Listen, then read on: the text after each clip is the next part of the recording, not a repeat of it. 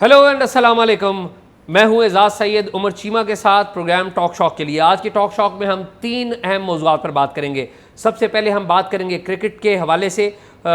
भारत में क्रिकेट का world cup हो रहा है, उसके हवाले से पाकिस्तानी शायकीन अभी तक मुंतज़िर हैं, पाकिस्तानी टीम भी मुंतज़िर है वीज़ों के हवाले से, भारतीय वीज़े के हवाले से।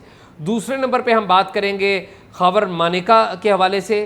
उनको गिरफ़्तार कर लिया गया है। खावर मानेका आपको पता है कि वो बुशरा बीबी जो कि इमरान खान की अहलिया हैं, उनके पहले शौहर थे। उनकी गिरफ़्तारी क्यों हुई उसके ऊपर बात होगी। तीसरे नंबर पर हम बात करेंगे एक और अहम मौजू के ऊपर, और वो मौजू है, चीमा साहब क्या मौजू है बताएं? इमरान रियाज की जो रिहाई हुई है उसके ऊपर हम बात करेंगे। तो चीमा साहब से बात का आगाज़ करते हैं। चीमा साहब, पहले नंबर पे तो आपको पता है कि क्रिकेट टीम जो है वो जा रही है। क्रिकेट वर्ल्ड कप हो रहा है, जाने की मुंतज़र है हमारी क्रिकेट टीम। अभी तक वीज़े नहीं मिले। वीज़े जमा करवाए हुए भारतीय हाई कमीशन जो इस्लामाबाद में है उनको। आज मुझे पता चला है कि पाकिस्तान का जो चेयरमैन पीसीबी हैं ज़का अशरफ, उनका और हमारे जो कोच हैं इंज़मामुल हक, अपने वक्त के बड़े मारूफ प्लेयर, उनके और उनके अहले खाना के पासपोर्ट्स जो हैं वो पीसीबी के जो प्रोटोकॉल ऑफिसर हैं उन्होंने जमा करवा दिया हाई कमीशन में। अभी तक ना हमारी टीम को वीज़ा मिला है और ना ही हमारी क्रिकेट के जो शायकीन हैं उनके वाले से कोई पॉलिसी अभी तक नहीं आई। तो काफ़ी लेट हो गई है। तो मैच कब है? मैच सीमा साहब 5 अक्टूबर को है। अब मैं इस वाले से ज़्यादा कंसर्न इसलिए हूँ कि पाकिस्तान में बहुत सारे लोग हैं जो क्रिकेट लवर हैं और जाना चाहते हैं, हिंदुस्तान जाना चाहते हैं। और हिंदुस्तान की जो मिनिस्ट्री ऑफ एक्सटर्नल अफेयर्स है उससे एक्सपेक्ट ये किया जा रहा है कि वो जल्द अज जल्द जो भारत का हाई कमीशन है यहाँ पर उसको अपने जो पॉलिसी है वो दें और रिलैक्स्ड पॉलिसी दें, ताकि ज़्यादा से ज़्यादा क्रिकेट शायकीन हिंदुस्तान जाएँ, पाकिस्तान इंडिया के मैच देखें। और मेरे ख्याल में चीमा साहब जो पाकिस्तान इंडिया का जो मैच है वो गालबन 7 अक्टूबर को है। मुझे सही डेट नहीं पता, लेकिन सवाल ये है कि अभी तक तो क्रिकेट के जो मैच की जो टिकटें हैं वो भी फ़रोख्त हो गई होंगी। तो मुझे नहीं पता कि क्या होगा, लेकिन आई एक्सपेक्ट और एंड आई होप कि हिंदुस्तान जो है वो इसके ऊपर जल्द अज जल्द पॉलिसी दे और जल्द अज जल्द रिलैक्स पॉलिसी दे, ताकि ज़्यादा से ज़्यादा पाकिस्तानी जाए। तो क्रिकेट लवर के तौर पे आपको भी जाना चाहिए था। आप जा रहे हैं या नहीं जा रहे? चीमा साहब, ये सवाल इंज़मामुल हक से ज़्यादा है मैं कि आपको वीज़ा मिल रहा है कि नहीं मिल रहा। चीमा साहब आप जो है ना यार, चीमा साहब मैं तो ये पॉलिसी आए तो मैं ज़रूर अप्लाई करूँगा। बल्कि मैं आपको भी कहूँगा कि आप भी अप्लाई करें और हम दोनों ज़्यादा अच्छा होगा कि हम वहाँ पे दिल्ली से या हिंदुस्तान की किसी जगह से बैठ के टॉक शॉक करें, किसी कोने खुदरे से किसी कोने खुदरे से टॉक करें, हाँ टॉक शॉक करें। लेकिन शायद जिस तरह आपसे ज़्यादा कौन इस करब को समझता है कि वीज़ा इंडिया का वीज़ा लेना कितना मुश्किल काम है। It's very difficult. और सेम गोज़ टू देम कि वहाँ से भी किसी जर्नलिस्ट ने अगर पाकिस्तान आना हो, वो हमारे दोस्त हैं एक वैभव सिंह, उनकी भी बड़ी ख्वाहिश है कि वो भी मुझे कहते रहते हैं कि यार कोई मुझे पाकिस्तान का वीज़ा ले दो, और मैं उन्हें कहता हूँ यार मुझे हिंदुस्तान का वीज़ा ले दो। और भी बहुत सारे जर्नलिस्ट हैं। असल में ये टिट फॉर टैट चलता रहता है कि कभी एक तरफ से जाती कभी दूसरी की तरफ की। अभी यही है कि जिस तरह अभी कनाडा के साथ हुआ है जी, कि कनाडा के वीज़े, कैनेडियन को वीज़े नहीं मिल रहे इंडिया के, यानी कि वो जो अभी वो निजार सिंह पे जो मामला चल रहा है, तो और दोनों तरफ ना हिंदुस्तानियों को कनाडा के मिल रहे हैं ना कैनेडियंस को हिंदुस्तान के मिल रहे हैं। तो ये चीमा साहब वो कनाडा और हिंदुस्तान तो दूसरे इश्यूज़ हैं। हमारा और पाकिस्तान और इंडिया का जो इशू है ये बड़ा इंपॉर्टेंट है। वैसे हमारे भी कुछ इस तरह के इश्यूज़ हैं कि जो अभी कनाडा का इशू बना हुआ है वो यही है ना कि उधर एक सिख को मारा गया। जी हाँ। तो टेंशन तो फिर वही वायलेंस के रिलेटेड ही है। जी हाँ। तो अब देखें, यानी कि हम तो यही है कि दुआ कर सकते हैं। बाकी आप जो है आपके अपने असर और सूख को आपको ज़रूर इस्तेमाल करना चाहिए। इंडियन गवर्नमेंट में उनको कहें कि इन लोगों को वीज़े दिए जाएँ।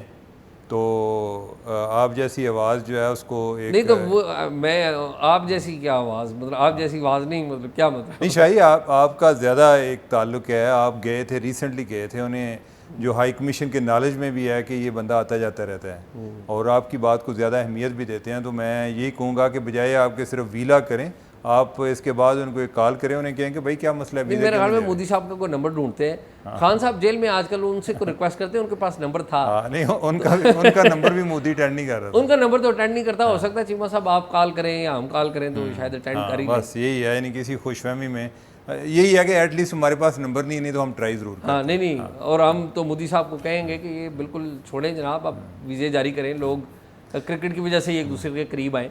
तो एजाज़ मेरा ख्याल है कि अभी हम जो है ना साबिक खातून अव्वल के जो शोहर अव्वल हैं, यानी कि उन पर बात कर लें। जी बिल्कुल। हाँ, जो अच्छा, एक बात मैं और ऐड कर दूं, जो पाकिस्तान में हिंदुस्तान के हाई कमीशन के जो सरबराह थे, आपको पता है वो तब्दील हो गए थे। डॉक्टर सुरेश कुमार वो चले गए, उनकी जगह एक खातून आ गई, उन्होंने चार्ज ले लिया। अच्छा, तो ये भी एक नई डेवलपमेंट है, मीडिया में रिपोर्ट नहीं होती, लेकिन उन्होंने खातून ने चार्ज ले लिया है। तो आई एक्सपेक्ट के वो जो मिस गीता गालबन उनका नाम है, तो आई एक्सपेक्ट के उनका टाइम अच्छा यहाँ पे गुजरेगा। We wish her good luck, और हम उनसे भी दरख्वास्त करेंगे कि वो भी सिंपैथेटिकली पाकिस्तानी जो क्रिकेट लवर्स हैं उनके वीज़ा की पॉलिसी में अगर कोई इन्फ्लुएंस कर सकती हैं तो वो करें, और ज़्यादा से ज़्यादा पाकिस्तानियों को हिंदुस्तान के वीज़े दें। और अगर ये जो नई भारतीय हाई कमीशन की सरबराह यहाँ पर आई हैं, जो स्टेशन की सरबराह यहाँ पर आई हैं, तो अगर ये ज़्यादा वीज़े देंगे तो नतीजे में पाकिस्तान का जो हाई कमीशन है दिल्ली में वो भी ज़्यादा वीज़े देगा। तो इसी से मेरे ख्याल में बेहतरी कोई एक्सपेक्ट कर सकते हैं हम। तो मैं सिर्फ ये, एक तो उनको खुश आमदीद, और दूसरा ये कि एक्सपेक्ट कि वो ज़्यादा से ज़्यादा पाकिस्तान और हिंदुस्तान के ताल्लुकात को बेहतर बनाने में आई होप कि वो रोल प्ले करेंगे।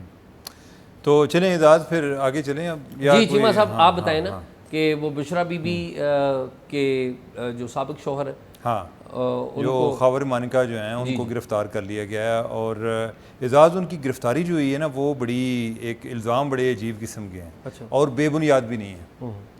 इल्ज़ाम उन पर यह है कि उन्होंने जो औकाफ की ज़मीन उस पर कब्ज़ा किया हुआ है। और ये ऐसा मामला है कि हमारी एलीट जो भी गवर्नमेंट में होती है, उनका सबसे ज़्यादा जिधर वास्ता चलता है या हुक्म चलता है वो ये है कि वो औकाफ की कितनी ज़मीन पर काबज़ हो सकते हैं। और ये जो इनके ख़िलाफ़ खबर मानिका के ख़िलाफ़ जो तहकीकात हो रही हैं, ये एंटी करप्शन इस्टेब्लिशमेंट पंजाब कर रही है। एंटी करप्शन इस्टेब्लिशमेंट पंजाब कर रही है, ये बिल्कुल दुरुस्त है। और इसकी इजाद एक बैकग्राउंड और भी है कि ये जो एक डॉक्टर शुएब सटल साहब का वन मैन कमीशन है माइनॉरिटीज़ पर, जी जी, तो उन्होंने काफ़ी जो वैक्यू ट्रस्ट प्रॉपर्टी बोर्ड है ना, मतरूका वक्फ इमलाक, हाँ, बोर्ड बराए मतरूका वक्फ इमलाक, तो उनको इन्होंने कोई काफ़ी इस पे फोरेंसिक भी कराया कि कितनी महकमा औकाफ की ज़मीनें हैं जो कि जिनका भी कोई पता ही नहीं है वो किसके पास है। और काफ़ी रिकवरी भी उन्होंने कराई है, कोई तकरीबन 40 अरब से ज़्यादा उन्होंने पैसा रिकवर किया है। और अभी काफ़ी जगहों से ज़मीनें छुड़ा भी रहे हैं। अब कोई इसी तरह की जो होता ही है कि फिर जो इनकी निशानदेही करते हैं मुतलका महकमे उस पर काम करते हैं। और एंटी करप्शन इस्टेब्लिशमेंट ने उनके पास भी ये केस आया। और वैसे भी जो हुकूमत है, मौजूदा हुकूमत है, वो इस तरह के केस तलाश भी करती है कि जिसमें को खबर मानेगा उन पर काफ़ी नज़र भी थी कि इन्होंने पिछले दौर में क्या कुछ बनाया। तो जो इस सिलसिले में उन पर एक केस बनाया वो ये है कि इन्होंने कोई 4 एकड़ से ज़्यादा ज़मीन थी महकमा औकाफ की, उस पर ये काबज़ हुए हैं। और ज़मीन बड़ी प्राइम किस्म की थी, और प्राइम भी ऐसी कि उसमें कोई एजाज़ कोई 1.5 एकड़ आप समझें कि वो कब्रिस्तान की जगह थी, उस पर भी काबज़ हुए हैं। और उन्होंने शादी हाल बनाया, ये नहीं है कि सिर्फ काबज़ हुए हैं, शादी हाल बनाया और दुकानें बनाई। देखिए ना, उस ज़मीन को उन्होंने यानी कि पैसे बनाने की एक जगह में तश्कील हाँ, दिया। हाँ, उनकी तारीफ होनी चाहिए। हाँ, नहीं, यानी कि वो अच्छे इन्वेस्टर हैं, यानी कि बिजनेसमैन हैं। बिजनेसमैन लोगों को काम नहीं करने दिया जा रहा है, यानी कि ये भी एक इशू है। तो वो इस चक्कर में उनको गिरफ्तार कर लिया गया। वो कोई मुल्क से जाना चाह रहे थे, बाहर भी जाना चाह रहे थे। तो आज उनकी दुबई में फ़्लाइट थी, वो अपनी फैमिली के साथ जा रहे थे, लाहौर एयरपोर्ट पे उनको रोका गया और वहीं से मेरे ख्याल में अरेस्ट भी वहीं पे हुए। तो एजाज़ वैसे जो मानिका साहब हैं, इन्होंने भी अपने टाइम पे ना वो बड़ी ब्लाइंडनेस फैलाई है, वो जिस तरह हम कहते हैं ना अन्नी भलाई है, अन्नी भाई है, अन्नी ब्लाइंडनेस। तो वो इन्होंने अपने टाइम पे, आपको पता है कि शुरू में, बल्कि इन्होंने तो शुरू में कमाल दिखाना शुरू कर दिए थे कि जब पीटीआई की गवर्नमेंट बनी जब यानी कि हमारी गवर्नमेंट बनी, यानी कि ये मानिका साहब ये कह रहे थे कि हमारी गवर्नमेंट है, इसका मैं आगे पास मंजर आपको जाकर बताता हूँ। तो उस टाइम जो इनका पहला टारगेट बना वो रिजवान गोंदल थे, जो कि DPO पाकपतन थे। जी हाँ।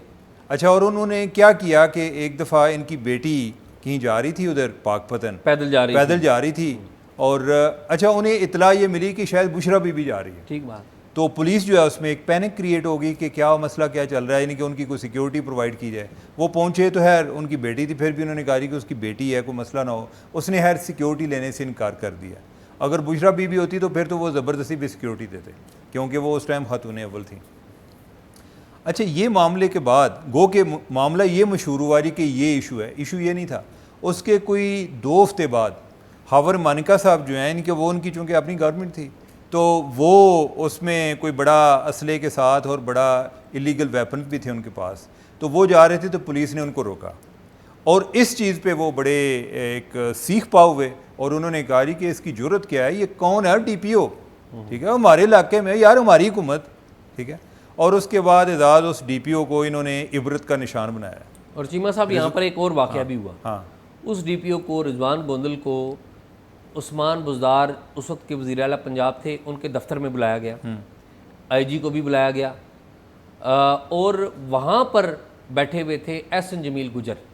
अच्छा, उस्मान बुज़दार चीफ मिनिस्टर थे, ज़ाहिर है वो मेन सीट पे बैठे हुए थे और इनको DPO साहब को बुलाया गया। तो DPO साहब को मेरी इतलात के मुताबिक जो नामुनासिब जो ज़ुबान का सामना करना पड़ा या धमकियों का जो सामना करना पड़ा, वो उस्मान बुज़दार की तरफ से नहीं था, वो एहसन की वजह से था। वो एहसन जमील गुजर के बारे में बताया जाता है कि वो एहसन जमील गुजर साहब वो इनको बड़ा बुरा भला कह रहे थे और वो उनको संगीन नताइज की धमकियाँ दे रहे थे।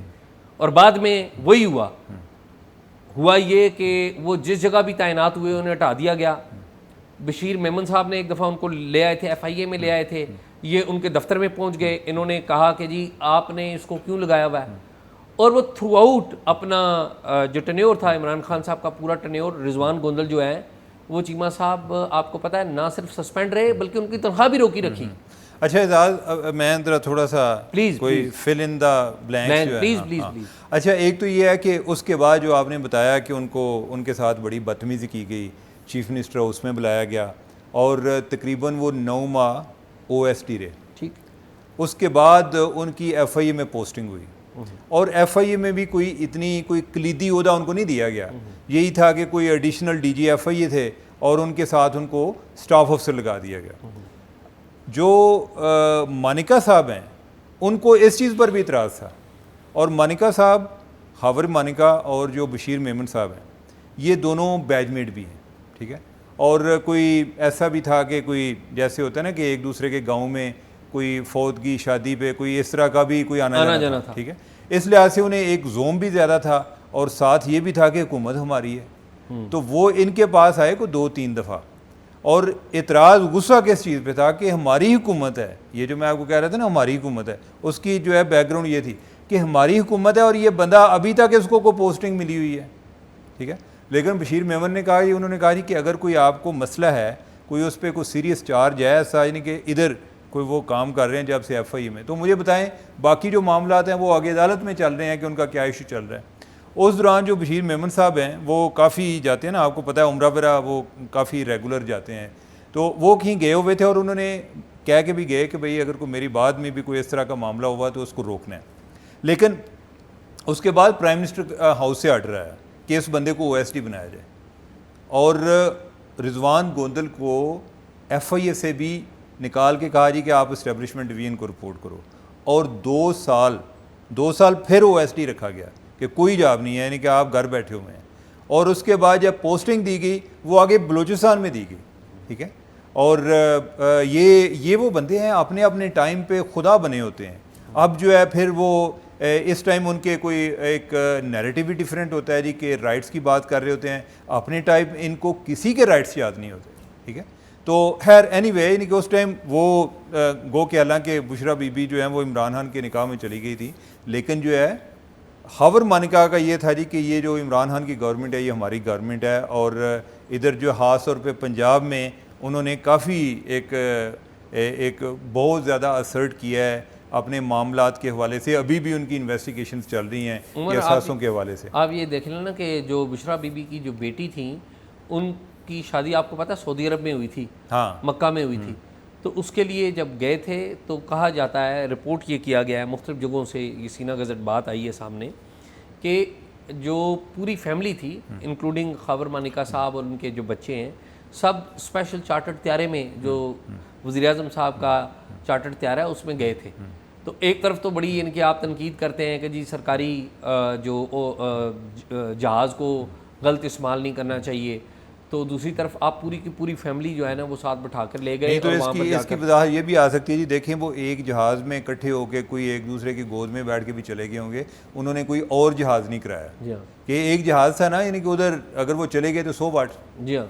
बाकी जो है मैं ये बात इसलिए कर रहा हूँ कि अभी बाज़ लोग जो है ना उन्होंने इस बात पे बड़ा एतराज़ किया है सोशल मीडिया पे, ज़्यादातर अकाउंट पीटीआई के हैं, कि जो निगरान वज़ीर-ए-आज़म है अनवार काकड़ ही अपने साथ अपनी एहलिया और अपने बच्चे को क्यों ले गए।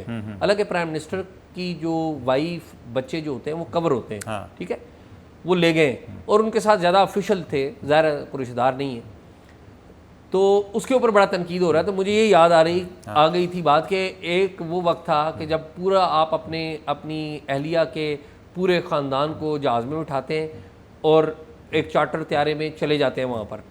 मैं यही बात कर रहा हूँ ना कि जब अपना केस आता है ना उसके लिए हज़ारों जवाज़ मौजूद हैं, ठीक है। अब इमरान खान ने एक दफ़ा कमर्शियल फ़्लाइट पे सफ़र किया है और वो कितना ज़्यादा उसको पब्लिसिटी मिली जी, कि उसके बाद ना किसी ने पूछा ना पहले पूछा जी कि उसके बाद वो कौन से जहाज़ पे जाते थे। नहीं, वो तो हेलीकॉप्टर से पता है घर आया करते थे। वो तो घर से, हमारे फवाद चौधरी साहब कहते थे कि 355 रुपये गालमन इसका खर्चा बनता है।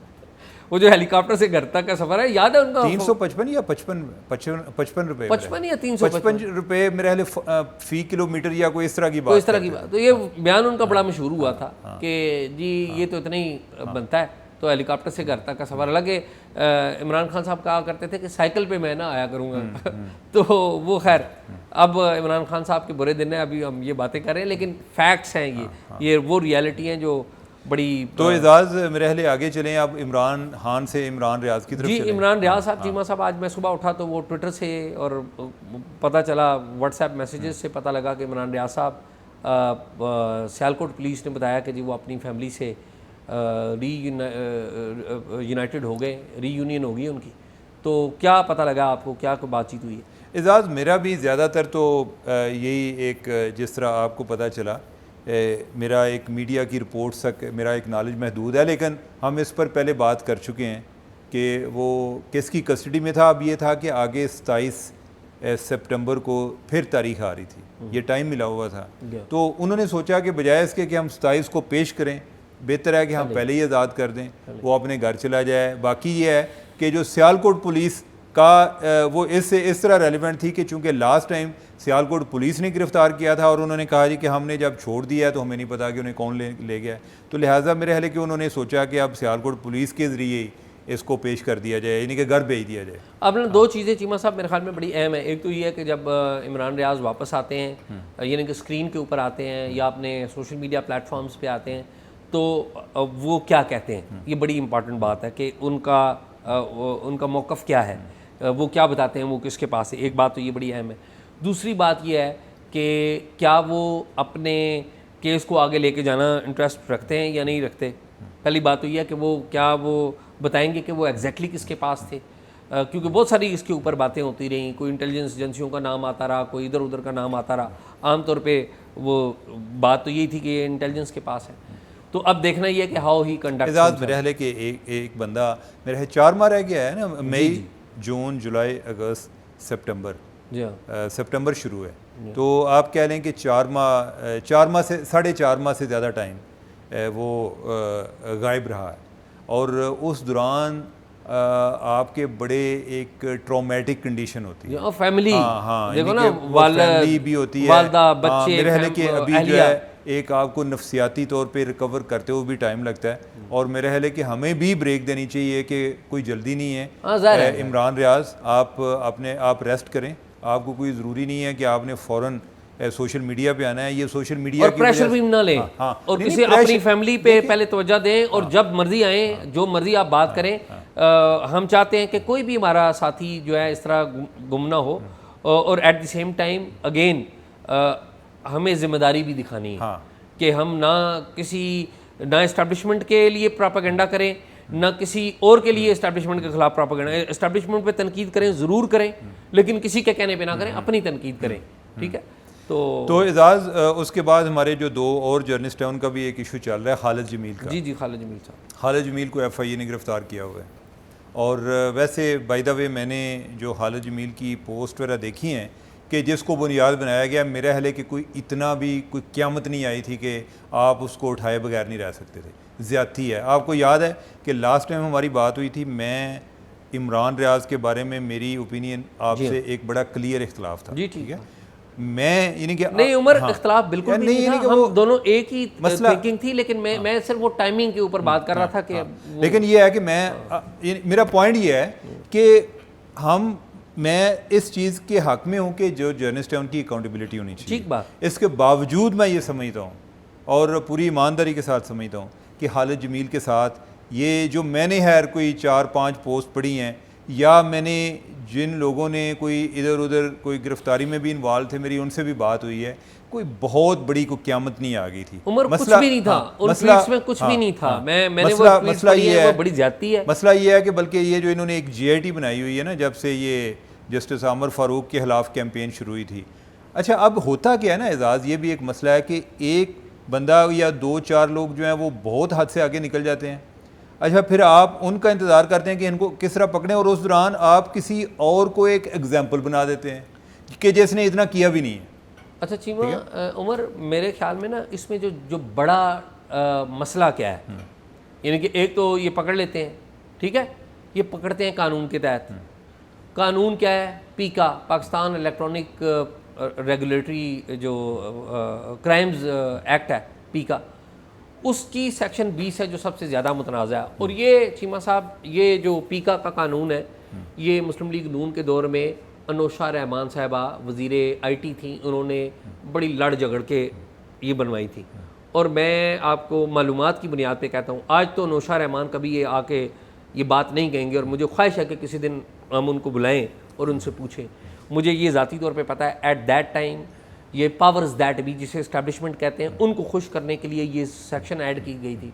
और चीमा साहब, वो सेक्शन पता है कितनी ख़तरनाक है? उस सेक्शन के तहत आप अगर मैंने कोई ट्वीट कर दिया है, उस ट्वीट के ऊपर आप अगर लाइक करेंगे या रीट्वीट करेंगे, तो तब आपको भी 2 साल आप अंदर हो जाएंगे, आपको भी जुर्माना होगा, आपको भी सज़ा होगी। इतनी ड्रैकोनियन और फ्रीडम ऑफ स्पीच को एक्चुअली इन्होंने अंडरमाइन किया है। और इसकी जिम्मेदारी मुस्लिम लीग नून की गवर्नमेंट के ऊपर है, अनोशा रहमान साहिबा के ऊपर और उनकी पूरी माइंडसेट के ऊपर है। ये हमें ये बात याद कराते रहना चाहिए, क्योंकि ये बड़ी ज़्यादती हुई है। और इस कानून को हथियार बनाकर चीमा साहब सारे लोग अरेस्ट हुए हैं। ये कोई ये नहीं है कि किसी प्रो PTI के लोग भी अरेस्ट हो रहे हैं, PMLN के लोग भी, और इससे पहले प्रो PMLN होते रहे, पीपल्स पार्टी के लोग होते रहे, और वो जो राइट्स की बात करते रहे उनके ऊपर भी ये पीका लगाएगा। मेरे ख्याल में आयशा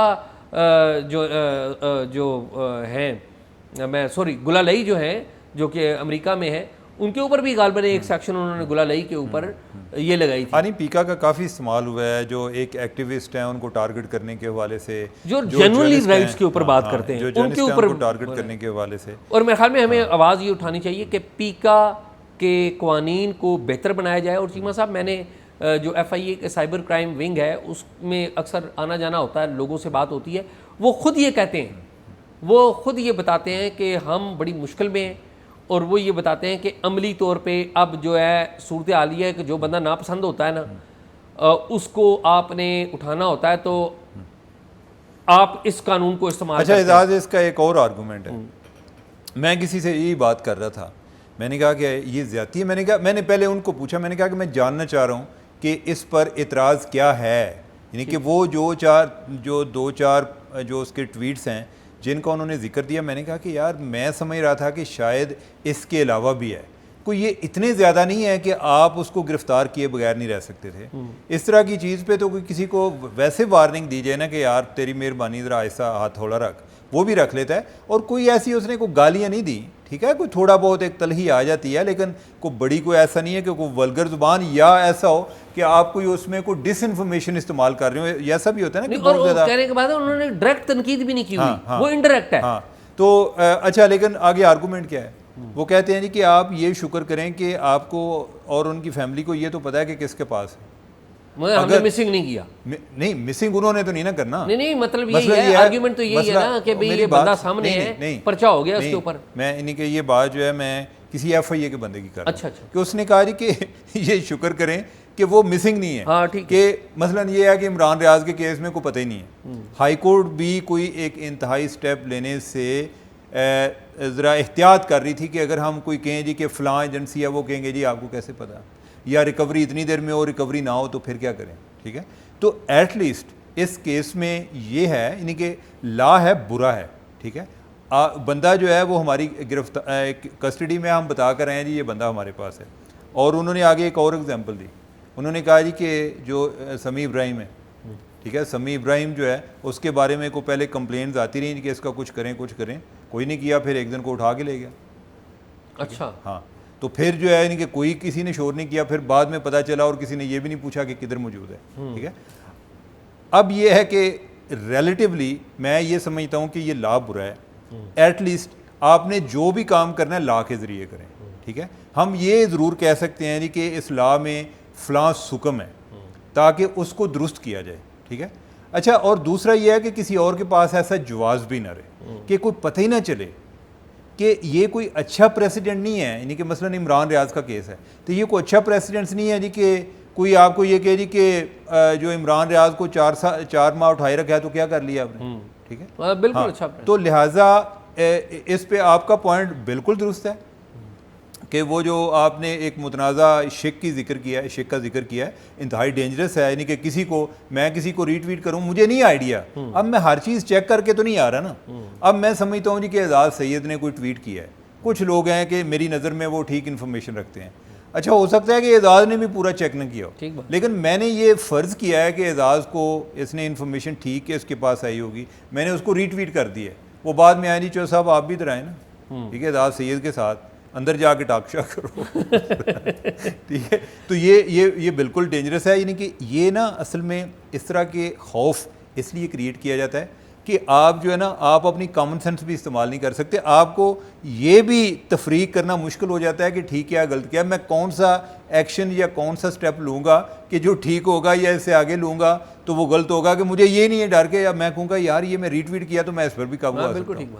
अच्छा एजाज, तीसरा इशू जर्नलिस्ट के रिलेटेड, यानी कि दो तो हमने बात कर ली इमरान रियाज की, खालिद जमील की, और तीसरा मामला जो है वो है जो उधर कल बल्कि मैंने आपका ट्वीट ही मैंने देखा, मिराज खालिद, वो यानी कि जर्नलिस्ट हैं जनूबी वज़ीरिस्तान से। आज मैंने कुछ उसके बारे में कोई इन्फॉर्मेशन भी कलेक्ट की उसके हवाले से, और वो एजाज़ पता चला है कि यानी कि अच्छा वो भी एक अजीब सा केस है इसी तरह का ना, यानी कि उसमें भी उन्होंने कोई उस पर इंतहाई एक बोंडा किस्म का केस बनाया हुआ है। नहीं, उन पे इल्ज़ाम ये है ना कि सोशल मीडिया पे उन्होंने कोई पोस्ट लगाई है और जो कि जिरगे की नज़र में, मकामी जिरगा है उसकी नज़र में वो जाली है, जिरगा हुआ है वहाँ पर, और गालिबन उन्होंने 12 लाख रुपये भी मांगा है।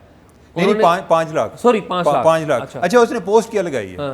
उसने पोस्ट ये लगाई है कि और उनकी जिरगे की नज़र में कोई लोग क्रिमिनल एलिमेंट थे, वो उनके खिलाफ को लश्कर कशी का प्लान कर रहे थे। अब ये है कि ये वो चीज़ें हैं कि जो FCR के तहत ये पहले करते थे ना जी, कि जो जिरगा एक फैसला करता है और वही आगे करता है, पूरी फैमिली को कर देता है। और उधर जो है कोई अदालती निज़ाम तो था नहीं। अब ये है कि जो कबायली इलाका है वो खैबर पख्तूनख्वा में जम हो गया। इसका मतलब ये भी है कि उधर अदालत की रेट मौजूद है। इसका मतलब ये भी है कि वो पुलिस के दायरे कार में भी आता है। अब यह है कि उधर जिरगा ने यह फैसला किया जी कि इनके खिलाफ एक्शन लिया जाए, लश्कर कश की जाए। उसने को पोस्ट की, उसने कहा जी कि अब तो इन लोगों का कोई इख्तियार नहीं, जो करना है वो कानून के दायरे के अंदर रहते हुए करें। और अब यह है कि वही बात के जो फाटा है ये जम हो चुका है खैबर पख्तूनख्वा में। तो अच्छा एजाज अगेन उसने कोई गलत ज़ुबान इस्तेमाल नहीं की, ठीक बात, ठीक है। एक इंतहाई मकूल उसका बात एक मुतालबा है, ठीक है, और कानून के मुताबिक है। अच्छा, आप जिरगा जो है उसके पीछे पड़ गया, यानी कि जिरगा उधर का जो है वो अपना पीका ला इस्तेमाल कर रहा है। उन्होंने कहा जी कि ये पोस्ट इसने किया है, इसको इसकी जुर्रत कैसे हुई है, तो ये 5 लाख जुर्माना अदा करे। अब उसके वालिद ने कहा कि मैं तो 5 लाख नहीं दे सकता। वो लड़का जो है ना मिराज जो है वो हम न्यूज़ का पेशावर सॉरी जो पश्तो बुलेटिन है ना, जो उनका चैनल है उसके साथ काम करता है मिराज जो है। तो उन्होंने कहा जी कि अच्छा अगर आप नहीं दे सकते तो आपका घर मसमार होगा। अब जो घर है, एक घर में आगे जॉइंट फैमिली सिस्टम है। पहली बात तो ये है कि 2 लोग भी रह रहे हो, एक भी रह रहा हो, भाई आपकी ये क्या तरीका होगा जी कि घर मसमार कर दें, आपसे कोई जायज़ मुतालबा भी करे तो घर मसमार कर दें। तो उन्होंने कहा जी कि इस चीज़ पे जो है ना वो शोर मचा हुआ है। अच्छा, मुझे पता चला, वो बाद में मेरी एक और जर्नलिस्ट है, मेरी उनसे भी बात हुई उधर ना जो हैबर पख्तूनख्वा सॉरी क्या नाम है, हैबर एजेंसी में। तो उन्होंने मुझे बताया, साजिद अली कोकेहिल उधर वो प्रेस क्लब के प्रेसिडेंट भी हैं। तो उन्होंने कहा जी कि ये पहले भी कुछ अर्सा पहले भी इस तरह का वाक़या हुआ, लेकिन वो उस टाइम था कि जब अभी फाटा जम नहीं हुआ था। उस टाइम भी कोई किसी जर्नलिस्ट ने कोई इसी तरह का मुतालबा किया तो प्रॉब्लम हो गया।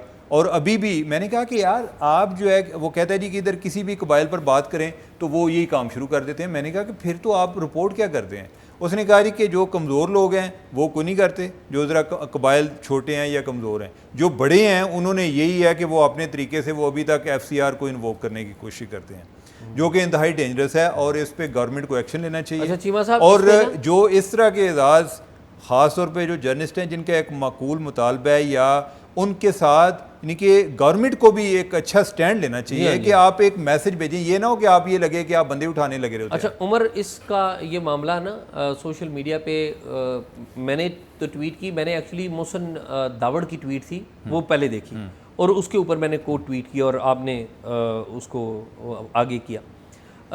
इसका मामला जो निगरान सूबाई वज़ीर हैं आमिर अब्दुल्ला उनका नाम है, ये कबायली इलाका जात से के वाले से वहाँ पर हैं।